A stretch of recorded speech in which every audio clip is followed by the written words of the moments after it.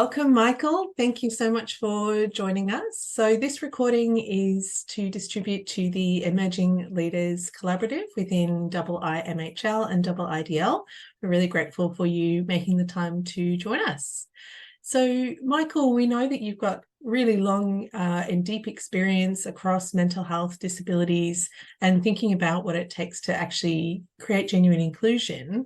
To kick us off, did you want to tell us a little bit about yourself and your career so far?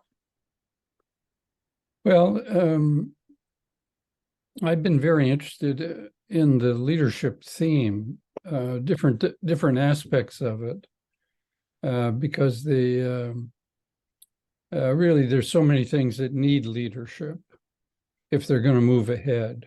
Mm. And where do leadership come from? It comes from people, but in different kinds of capacities and starting points and so on. But the kind of the truism is that if we don't have the leadership, we don't make the progress.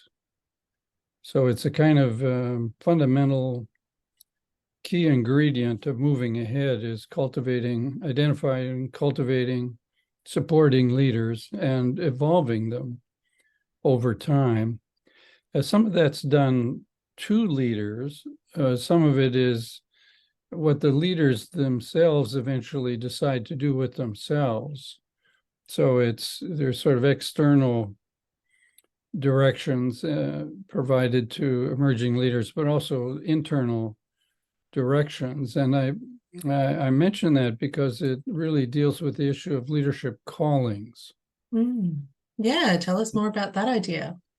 Well, it's a term that's used in Catholicism actually a lot. The term of callings, which really and in other places, but it is that a person's born with a kind of purpose.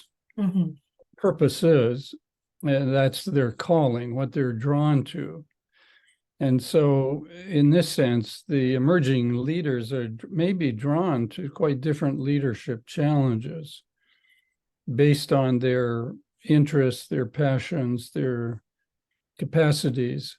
But it's also true that if you're not in your calling, you're not going to be very good at it. So for people that are going to excel, they have to find their leadership niche. Yeah. This is just my vocabulary that I use, but that niche may be quite oblivious to people. They just really don't know what in the hell that is. But it may not be to onlookers who can see the person's capacities and potentials long before the individual recognizes their niche or their whatever their gifts are. And so you don't really just get a leader, you get a leader surrounded by influences. And those may be helpful or unhelpful influences. So you're not just dealing with the individual, you're dealing with the context of their life, the conditions they have to deal with and so on. And some of that can be very positive in the long run because many people develop their leadership passions from experiences that are catalyzing for them, that transform them. And I think many of my friends in this sector will have had many stories about what sort of switched on for them. Almost like the light came on one day that this is really something that's really important to them and they want to do something about it. In a sense, they're becoming aware of having a leadership niche or something that is pulling them towards a set of issues or a set of people or a set of challenges. And that defines them in many ways, those inherent challenges that they take on. Absolutely. And I think that also speaks to there can be a danger sometimes of a kind of orthodoxy, right? Leadership looks like this and focuses on these things, and this is the path. And so when we think about why it's important to maintain leadership across these issues around inclusion and rights-based movements like mental health and disability and addictions. It's important to maintain leadership because the job isn't done, right? We still see people being devalued and excluded and having their life outcomes really compromised. But then the second part really is expanding that leadership, because like you're speaking to so beautifully, part of the reason we haven't solved it is because we haven't necessarily seen all the parts of the picture. And this idea of being able to understand what you're being called to, what your experiences and insights are drawing you to pay attention to, and then find your space as a leader within that niche, enables us to actually make far more holistic and inclusive progress. So yeah, I just wanted to throw that idea in there. Yeah, and to build on that, people don't know what their leadership niche is.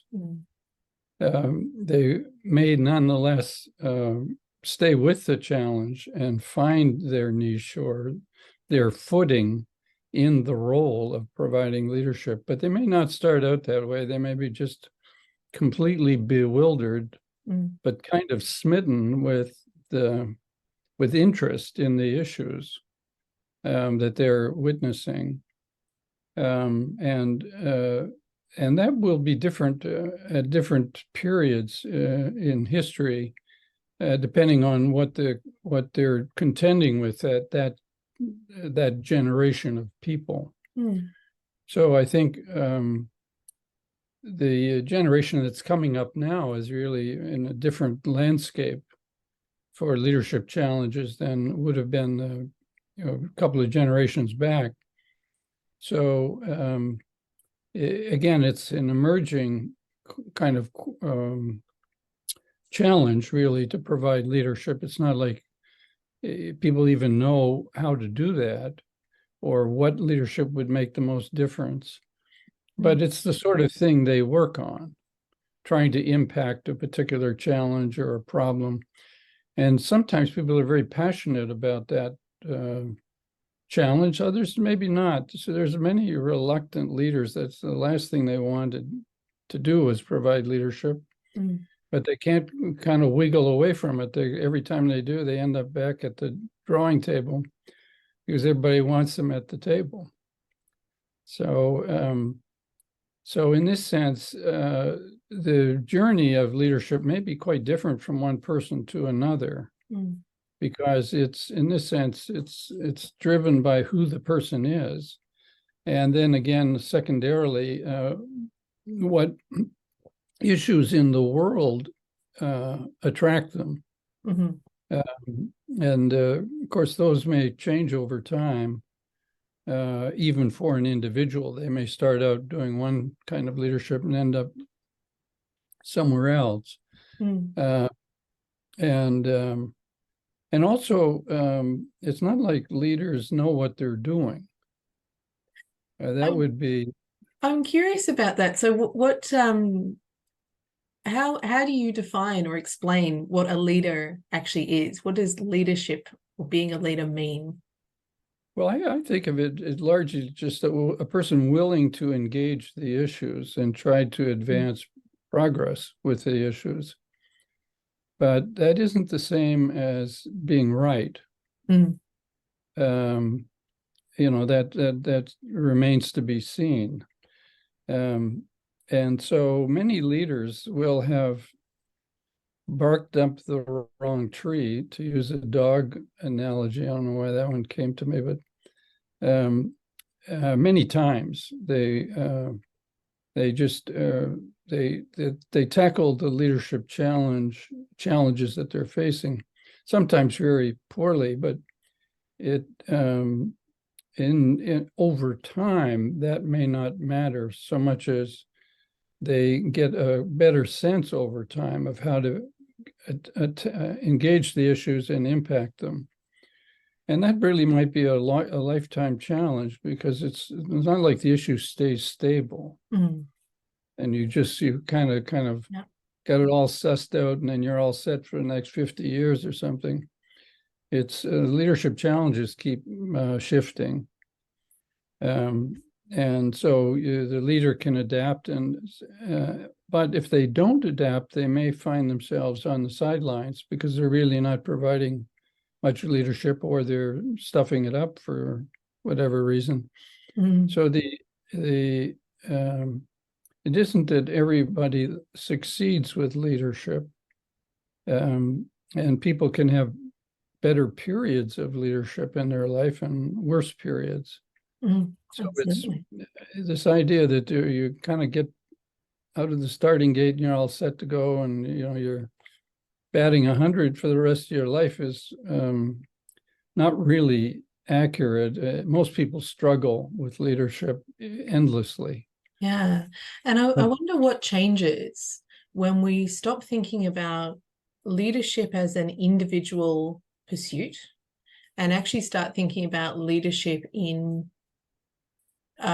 we start thinking about leadership as collective, in terms of both facing those really tricky and slippery and ever-changing issues that you're talking about, but also that resilience of, each of us is human, we'll make mistakes, we'll get tired, we'll, have other things go on in our lives. So, what happens when we move from thinking about leadership as an individual pursuit to leadership as a collective? Well, I think it begins when you notice it. And most people notice it that they're not the only person in the room. So once they begin to realize that they're in a collective effort of push and pull and all kinds of different pressures, then they have to have a strategy to manage all that, because you're really in partnerships and alliances, and they come and go and whatnot. And with all alliances, there are internal divisions in the alliances that have to be faced, but then there's external challenges to alliances that aren't just a challenge to a particular leader, but to a collection of leaders that are struggling with the overall issue. And again, this is where the point of time in history matters, because it sets the stage for the challenges that are present at that point. And also, there's no way to foresee the future. You may be visionary about what the future ought to be, but that's quite different from what it turns out to be. And so for leaders, they're adapting to whatever arises. They have no choice. And so they may find themselves in roles and circumstances they didn't foresee at an earlier point. And that may not be necessarily a bad thing, because what they may find is various leadership niches that are a good fit for them. And it's a good thing they find it, because they feel like, oh, well, here I can make a difference. But it's also true that people try out leadership in niches they're not very good at. And that can be, at the worst, it can be devastating and humiliating. But at the best, it could be a learning experience where you find your feet in the leadership role. But it wouldn't be the same feat that somebody else has found.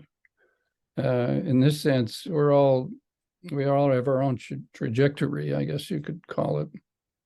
Yeah, that makes a lot of sense. And I'm thinking then about, so we understand each leader is on their own lifelong journey, but leadership to make progress in these rights-based movements is a collective effort. So what are the supports and resources you think that actually help nurture that lifelong journey of leadership and self-discovery and self-insight? Well, it's a complicated question, because there's different matters of content in the leadership. And people may be part of a collective effort at leadership, but they may not all be providing the same contribution. They may split up the challenges based on their capacities and where they can make a difference. And so it's finding one's feet in a particular leadership niche at a particular point in time that is always a challenge, but people do find it. They do, and they may know it by trying on roles that didn't really suit them. And they say, oh, well, I tried it, but it wasn't really my thing. But there may be things that you are good at, and that will repeatedly show itself because you do have genuine strengths in various areas. Mm-hmm. And that leads to particular contributions and to particular roles within alliances. In other words, I'll take this part of the problem, somebody else will take another part of it. And, because we all feel better about the part that we feel we can make a difference with. But we also choose our partners, in these alliances. And these alliances may not be perpetual. They may be time limited, almost like problem or challenge limited. When a problem gets solved, people are moving on to the next problem or the next challenge. And then there's the issue of failed leadership and recovering from it.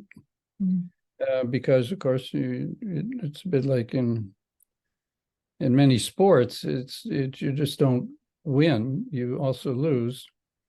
So many of the great teachings for people have come from their losses or their setbacks or their mistakes. Though at the time, it's, they're just feeling hugely miserable about it all, but this may be setting the stage for their maturation and their leadership by just, learning from how they mishandled something, or they trusted people they shouldn't have, or they weren't aware of strategies that others had used, and they got to do more of their educating. So in this sense, leadership is developmental and evolutional for people, and it isn't onward and upwards. There are people that lose the plot. There's people that never resume leadership. Others that should have left leadership a long time ago. So there's all kinds of mishandling of the opportunities. That's a wisdom judgment kind of factor for the individual, but also for the people that are relying on people in leadership alliances. So people have to kind of not only take care of their own business, they have to support others to, work with them in the roles where they could be good at what they're doing, or to kind of, in some cases, challenge them to rethink a lot of things or whatnot. So leaders sort of manage each other in many ways and mentor each other. And of course, ultimately rely on each other. If they're smart, you should have allies and you should rely on them. But you need to be fussy about who you pick as allies. Absolutely. And I want to pick up on the mentoring point as well. I'm curious about one, how effective is mentoring, do you think, for growing leadership? And two, is mentorship itself a leadership skill that needs to be developed? I think you're right. It's more than one thing. Because we're mentored throughout our life, not always on leadership issues, but we're always capable of learning, and we do learn, and we have teachers. But they aren't always about leadership. They may be about other aspects of our functioning that are linked to the way we take up leadership, but they have more to do with shaping us and our character. For instance, there'd be many leaders that are very skillful, but they lack principles and integrity. So they're, they've got some of the bases covered, but they're kind of a little bit not so trustworthy.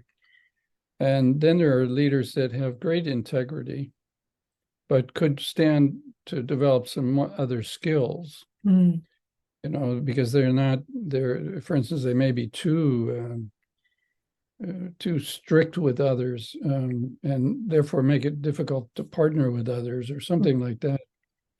And so for who, no matter what cards are dealt, in terms of your gifts, you still have to kind of do something with them in the face of adversity, and and all the limitations of the circumstances that you're in. So this is why it may appear that some leaders just make it look easy, but I think for anybody that's really been in the facing leadership challenges, it's rarely easy because so much is at stake, for one thing. Absolutely. And you have to be very mindful. There's the old principle: do no harm. If you're not in doubt, don't do something stupid.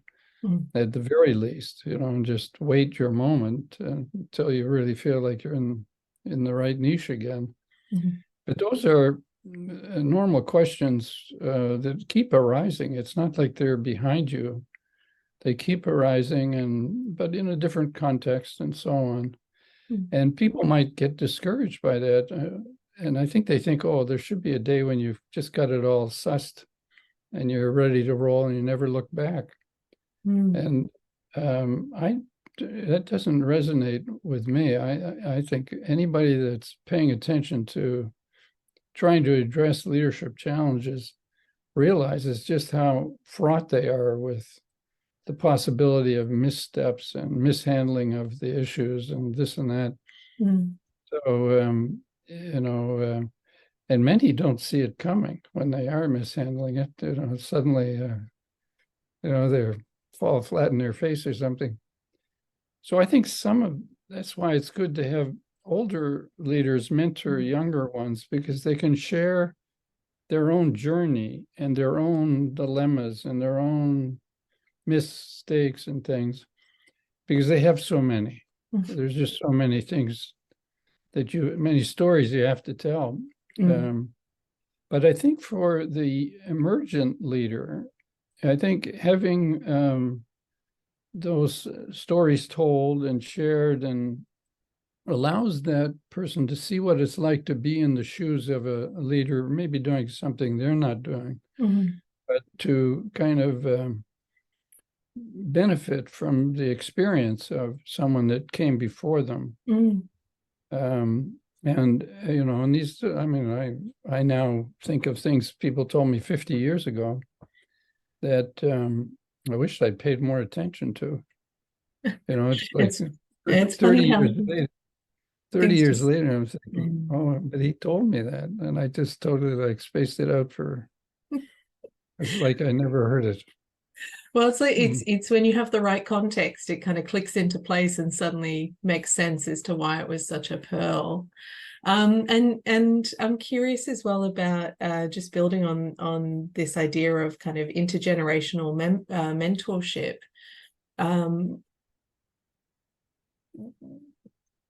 We can sometimes pivot our focus too much to one group or the other, and finding that balance where we can value and validate and welcome and embrace both experienced and emerging leaders at the same time, and acknowledge that both have strengths and gifts and capabilities that are equally valuable to share.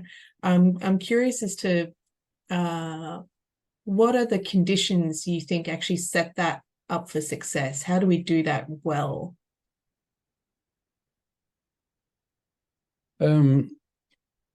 Well, I think for the people that are hosting new leaders or bringing them in, recruiting them and whatnot, I think their challenge is to find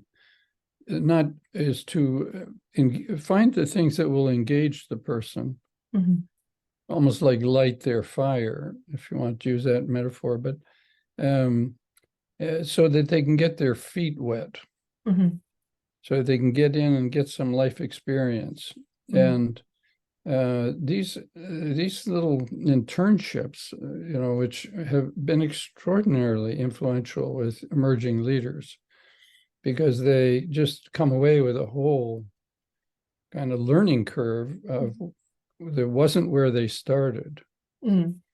And they're really in the thick of the action, and they just have a million questions. Mm-hmm. Of course, when they're watching what's going on, and they're getting a real education. This is it's not like a classroom. This is people that are in the thick of it. It's people that are behaving differently than they would. And, so it's hard to kind of make sense of it, but it is the beginning of their tutelage. And then I think there's something important as well about that might be the first step on someone's journey, but continuing to make space for people to take further steps and expand their skills and expand the experience. I think what can be challenging sometimes is when an experienced or established leader makes space and they're not in the limelight necessarily, they're leaving that space for someone else. I don't think we're good at recognizing that actually stepping back and making space is also a valued role and is also a valuable act of leadership. I think so. I mean, it's, I think what it does is it's creating opportunities for people to get experience. And just having them be onlookers isn't sufficient. No. They have to be engaged. They have to have responsibilities. They have to be accountable. They have to make mistakes. And you can't do that by being an onlooker. You just really have to get thrown in. People would often say, get thrown into the deep end. And this is a very common story amongst people that were starting out as sort of newcomers or rookies or whatever you want to call them. And yet they people that basically kind of threw them in the deep end. And said, well, this is, you think you want to do this? Well, this is it. This is what it's like, So those experiences basically kind of convince a person that they're in the right thing or not. And they may say, well, I like this part of it, but I didn't like that part of it. So, it's not like it's one or the other. There can be mixed bag of things you get, but that's what you got out of that experience. Now you move on and you build on that, and you may eventually find your calling over time, because you'll keep doing the same thing, which is what I call life tasting. People may have their own terms for it, but you're really experiencing something, and it's teaching you something about what you do well and what you're hopeless at, and what you'd get up every morning and be excited to do. Absolutely. And some people just don't lose that for the next 60 or 70 years. They get up every day, good rain or shine, as they say, but it's as interesting for them, 50 years from now as it is in the first few weeks, And when we're throwing people in the deep end, I wonder if you could talk about what we do once we've thrown someone in the deep end, because I don't think we kind of go and walk away. So good leadership is around throwing someone in the deep end, and what you've seen work would be great to hear about. Well, even the term kind of is a problem, throwing in the deep end, but it's really immersing them in the deep end, and then trying to support them in the deep end. Yeah. So, but yes, there's no point in being in the shallows. There's sometimes where you got to be really where all the pressures are.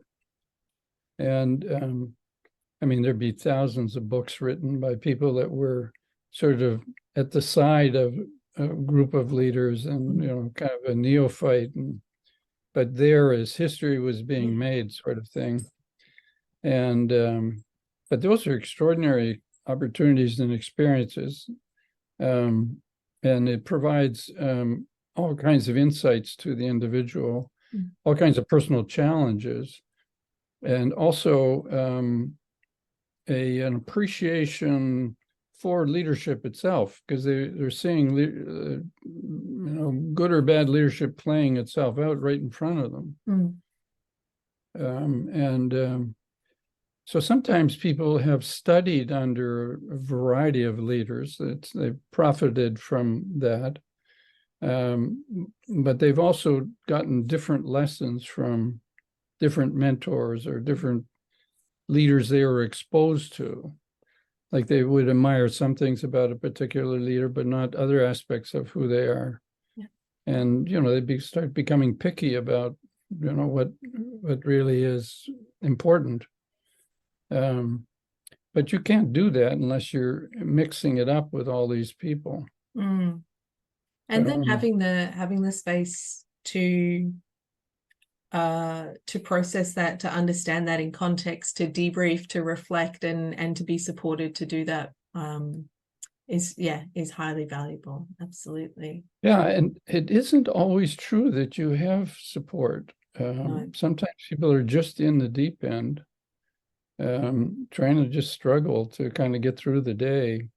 It's not like they aren't learning things or benefiting and so on, but it is not easy. No. It's a godsend when they finally meet somebody they can talk about with it, who's, just kind of illuminates a lot of things for them, because they're just, holding on by their fingernails or something, Yeah, it's an active leadership to look for the people who might be struggling even underneath the surface.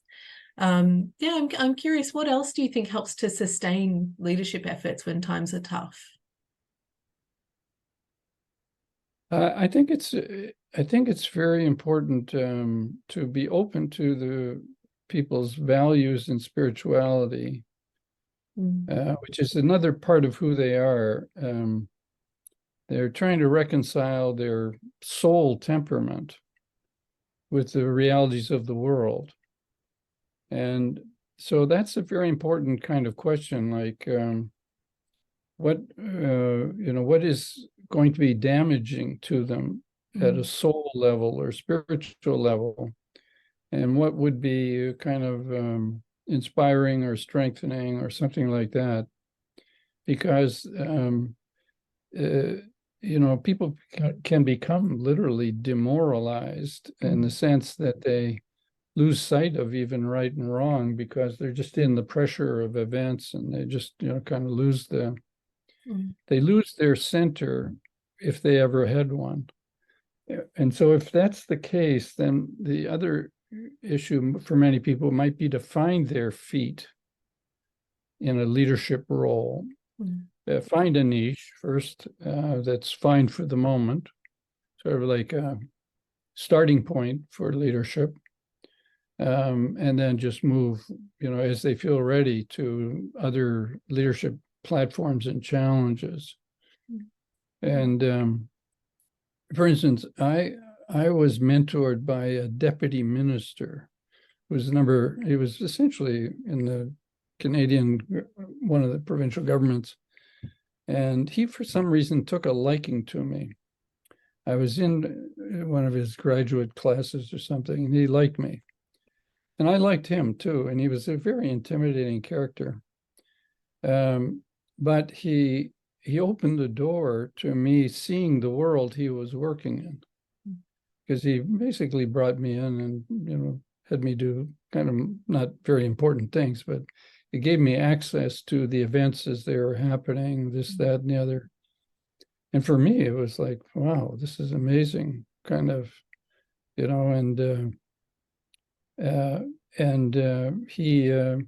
took a chance on me. I was just like this graduate student. I met him, he was one of my graduate instructors, and but it was my initial grounding in public service, which I hadn't even been thinking about doing.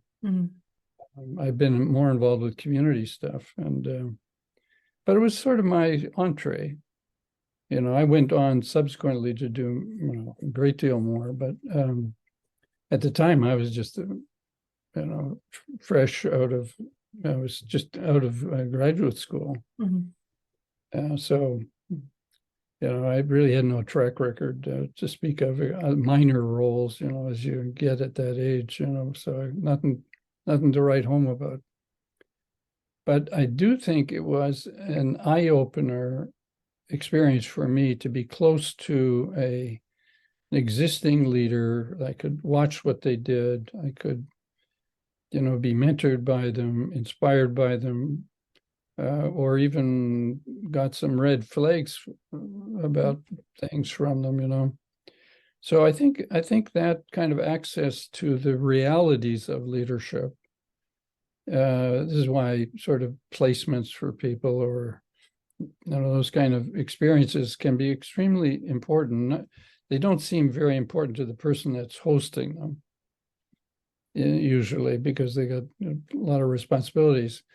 But if they're smart enough to bring young people in and give them a chance to size up the work, I think that's a great gift to the young people, because they're right there at the coalface where all the decisions are being made, and this, that, and the other. And that, especially when you can debrief with people like that after a meeting and so on, get their take on it and so on. And sometimes the deputy would ask me questions, and just to see whether I picked up on things, But it was a great life-tasting kind of moment for me to have had those kind of opportunities. And I don't think that was unique to me. I think this would be a story that gets repeated in all kinds of different contexts. That just happened to be one of my early opportunities. Michael, thank you so much for taking the time to join us, to share your reflections on leadership and your own leadership journey. I'm wondering, is there any final thoughts that you want to leave us with? Yeah, I think we haven't really talked about it, but I think it would be useful to think of leadership in spiritual terms, in terms of what you want to leave behind from your passage through the world, because that has moral implications, it has spiritual implications. Otherwise, you just get caught up in the action, and there's no grounding in values and spirituality. And you need to be rooted in good values, good morality, good spirituality. And that can get lost in the busyness of, endless leadership challenges. So I would caution to people just getting a taste of this to keep all those things in mind, because they have to eventually strike a balance on all of those. And it's very easy to not do a good job with them. Again, it's not the end of the world, but if you're more mindful going into it, then you can be a little bit precautionary, I think, otherwise.